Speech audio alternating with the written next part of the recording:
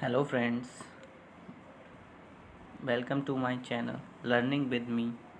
और मैं आपके सामने आज फिर से उपस्थित हूँ एक और अधिगम के सिद्धांत को लेकर, जिसका नाम है स्किनर का क्रिया प्रसूत अनुबंधन का सिद्धांत।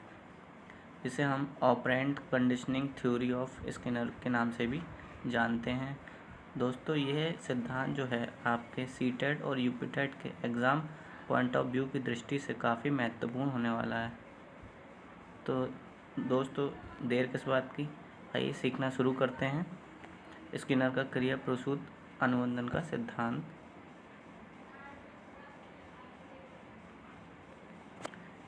क्रिया प्रसूत अनुबंधन का सिद्धांत के प्रवर्तक जो हैं हार्वर्ड विश्वविद्यालय के मनोवैज्ञानिक बीएफ स्किनर थे। ये हार्वर्ड विश्वविद्यालय में मनोविज्ञान के प्रोफेसर थे। इन्होंने अधिगम के प्रक्रिया को समझने के लिए अनेक पशु पक्षियों पर अपना प्रयोग किया, परंतु चूहे और कबूतर पर इनका किया गया प्रयोग सबसे महत्वपूर्ण माना जाता है। क्रिया प्रसूत अनुबंधन सिद्धांत के उपनाम क्रिया प्रसूत अनुबंधन सिद्धांत के अन्य नाम या दूसरे नाम, इनको कई नामों से फ्रेंड्स जाना जाता है। तो ये एग्ज़ाम में कई नामों से पूछे जाते हैं, तो आप इन नामों को अच्छे से याद कर लीजिए। किसी भी नाम से आ सकते हैं। पहला है आरएस थ्योरी, जिसे हम रिस्पॉन्स स्टिमुलस थ्योरी के नाम से भी जानते हैं। दूसरा है नैमित्तिक अनुबंधन का सिद्धांत।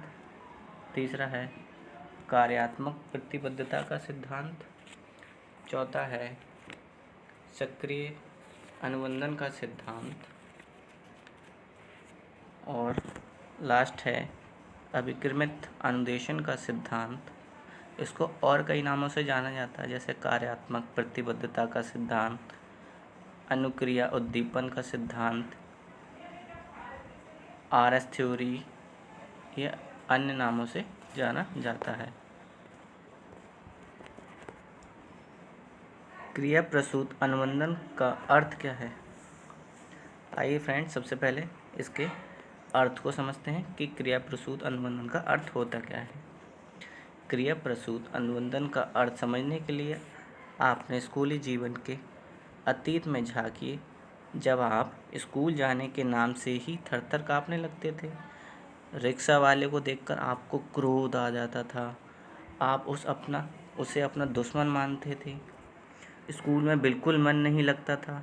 मम्मी पापा भाई बहनों को याद करके रोना आता था। अध्यापक के पुचकारने या कुछ खाना देने पर आप चुप हो जाते थे, फिर रोने लगते थे, फिर चुप हो जाते थे। यही क्रम तब तक चलता रहता था जब तक कि आपकी स्कूल की छुट्टी नहीं हो जाती थी और अपने घर नहीं पहुंच जाते थे। फिर दूसरा दिन आया, आप स्कूल जाने से फिर मना कर देते थे और रूठ कर बैठ जाते थे। मम्मी के बहुत प्यार करने पर या टॉफ़ी देने पर आप स्कूल जाते थे। जिस दिन यह सब नहीं मिलता, आप हड़ताल करके बैठ जाते थे। धीरे धीरे क्या हुआ, आप बड़े होते गए और पढ़ाई व दोस्तों के साथ मन लगने लगा आपका। जैसे स्कूल स्वार्थ ही बिना, यानी जब आप पहली बार स्कूल गए थे तब आपको बहुत ही बुरा लग रहा था। तब आपको लालच दिया जा रहा था, लालच देकर आपको स्कूल भेजा जा रहा था। स्किनर के अनुसार स्कूल आप दोनों ही स्थिति में गए। पहली स्थिति यानी लालच आपको स्कूल ले गया, जब जैसे मम्मी ने टॉफ़ी दी या चॉकलेट्स दी। जबकि दूसरी स्थिति में आपको मन लगने लगा, रुचि पैदा हो गई आपके अंदर। पहली स्थिति शास्त्रीय अनुबंधन कहलाई। दूसरी स्थिति है क्रिया प्रसूत अनुकूलन, यानी अब धीरे धीरे आपने अडेप्ट कर लिया वातावरण में। अब स्किनर का प्रयोग, स्किनर ने दो यानी चूहों और कबूतर पे प्रयोग किया है। चूहों पे जो उन्होंने प्रयोग किया है 1938 में किया है, और कबूतर पे उन्होंने किया है 1943 में। ठीक है, पहला है चूहों पे 1938 में किया है, और कबूतर पे 1943 में किया है।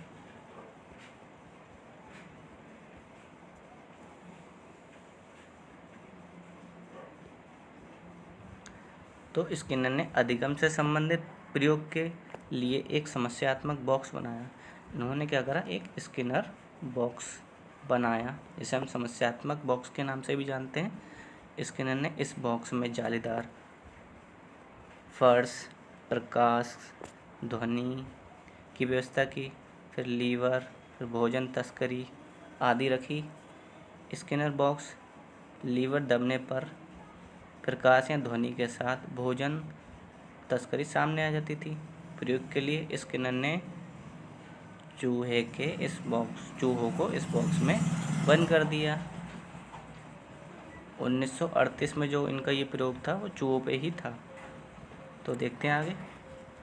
भूख के कारण कुछ देर तक चूहा इधर उधर उछलता रहा, और जैसे ही वह उछलता है तो उसका पाँव लीवर के बॉक्स पर पड़ जाता है, और घंटी की आवाज़ के साथ भोजन की तस्करी सामने आ जाती है, और चूहा भोजन खा लेता है।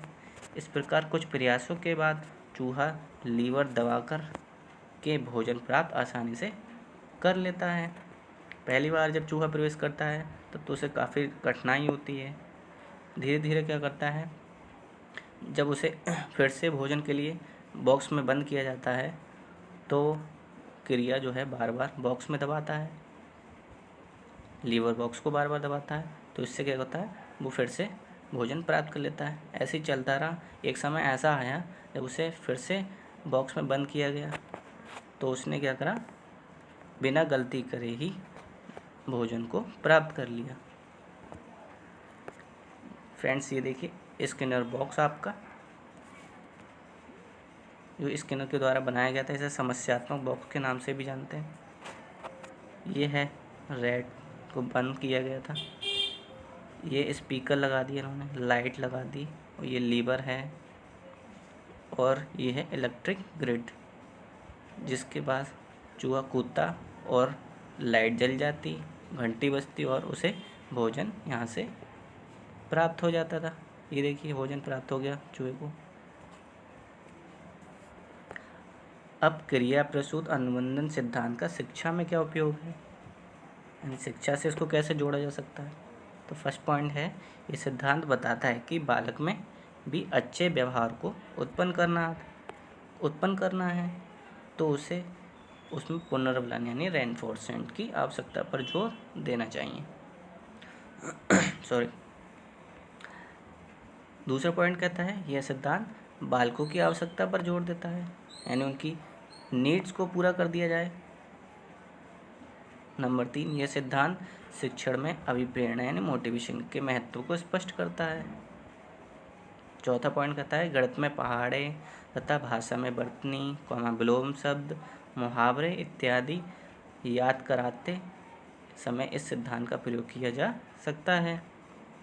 जैसे उनको छोटे छोटे गिफ्ट्स या पुनर्बलन, या उन्हें कुछ सकारात्मक पुनर्बलन दिया जाए, जैसे कि टॉफ़ी दिया जाए या चॉकलेट्स दिया जाए, उनके सामने रख दिया जाए, उनसे कहा जाए कि बेटा जो भी कोई पहाड़े हमें सुनाएगा हम उसको एक चॉकलेट देंगे। तो इससे बच्चे क्या होंगे, मोटिवेट हो जाएंगे और वो अपना काम तीव्र गति से करने लगेंगे।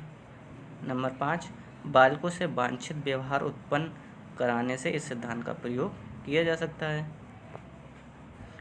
आप देखते हैं स्किनर के सिद्धांत की आलोचना, इनकी सिद्धांत की आलोचना भी कई शिक्षा शास्त्रियों ने की है। यद्यपि अधिकांश मनोवैज्ञानिक ने इस सिद्धांत की प्रशंसा की है, परंतु कुछ शिक्षण शास्त्रियों ने स्किनर के सिद्धांत की आलोचना भी की है। उन्होंने यह माना है कि यह सिद्धांत एक नियंत्रित परिस्थितियों में तो किया गया है, और नियंत्रित परिस्थितियों में किए गए सिद्धांत का प्रयोग हम प्राकृतिक परिस्थितियों में कैसे लागू कर सकते हैं। और उनका यह भी कहना है कि इस प्रकार के प्रयोग में पशु या अन्य जीव थे। उन पर आधारित नियम सीखने की सामाजिक परिस्थिति में कैसे उपयोगी हो सकते हैं। इसी प्रकार कार्यात्मक पुनर्बलन प्रणाली मानव की स्वेच्छा, उत्सुकता और क्रियात्मकता पर ध्यान देने में सफल रही, असफल रही। प्रयोजनमूलक शिक्षण में एक कमी यह भी थी कि विद्यालय के पूर्ण पाठ्यक्रम के प्रोग्राम को उपलब्ध नहीं कराया गया, यानी प्रोग्राम में उपलब्ध नहीं कराया गया। तो फ्रेंड्स, यही था हमारा आज का सिद्धांत, स्किनर का क्रिया प्रसूत अनुबंधन का सिद्धांत।